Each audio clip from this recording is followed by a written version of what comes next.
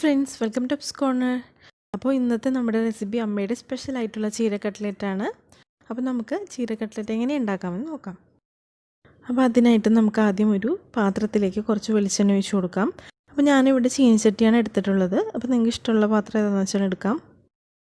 ഇനി എണ്ണ ചൂടായി കഴിയുമ്പോൾ നമുക്കിതിലേക്ക് പച്ചമുളക്, ഇഞ്ചി എന്നിവ ചോപ്പ് ചെയ്തത് ഇട്ട് കൊടുക്കാം.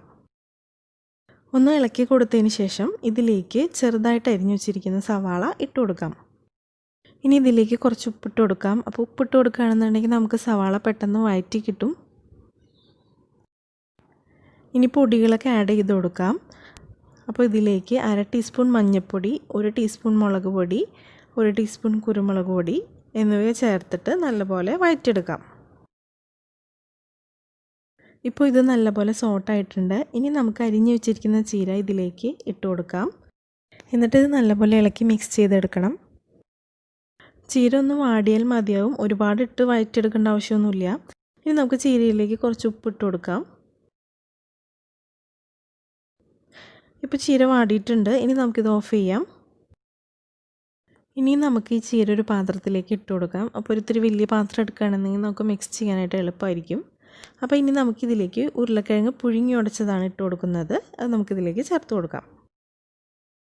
ഇനി ഇത് നല്ലപോലെ മിക്സ് ചെയ്തെടുക്കണം. അപ്പോൾ നമുക്കൊരു വലിയ സ്പൂൺ വെച്ചിട്ട് അല്ലെങ്കിൽ കൈ വെച്ചിട്ട് മിക്സ് ചെയ്ത് കൊടുത്താലും മതിയാകും.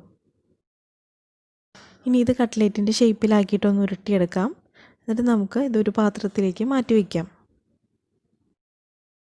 അതുപോലെ തന്നെ ബാക്കിയുള്ള ചീരയും ഇതുപോലെ കട്ട്ലേറ്റിൻ്റെ ഷേപ്പിലാക്കിയിട്ട് നമുക്ക് ഒരു പാത്രത്തിലേക്ക് മാറ്റി വയ്ക്കാം. അപ്പോൾ കട്ട്ലറ്റ് ഫ്രൈ ചെയ്യാനായിട്ട് നമുക്ക് 2 മുട്ട ബീറ്റ് ചെയ്തെടുക്കാം. പിന്നെ നമുക്ക് വേണ്ടത് ബ്രെഡ് ക്രംസ് ആണ്. ഇനി ഓരോ കട്ട്ലറ്റും നമുക്ക് മുട്ടയിൽ മുക്കിയെടുക്കാം.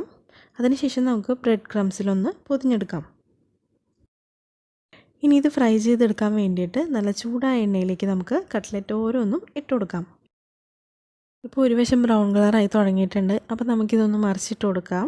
അപ്പോൾ ഹൈ ഫ്ലെയിമിൽ തന്നെ ഇട്ടിട്ട് ചെയ്യായിരിക്കും നല്ലത്. കാരണം വെച്ചാൽ നമ്മളെല്ലാം വഴറ്റിയെടുത്താണ്. അപ്പോൾ ഒരുപാട് ഫ്രൈ ചെയ്യേണ്ട ആവശ്യം വരില്ല. ഈ 2 സൈഡിലും നല്ല ബ്രൗൺ കളർ ആവുന്ന സമയത്ത് നമുക്കിതെടുത്ത് മാറ്റാം.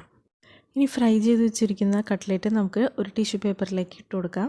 അങ്ങനെ ബാക്കിയുള്ള കട്ട്ലേറ്റ് നമുക്കിതുപോലെ തന്നെ ഫ്രൈ ചെയ്തെടുക്കാം. അപ്പോൾ നമ്മുടെ കട്ട്ലേറ്റ് റെഡി ആയി കഴിഞ്ഞു.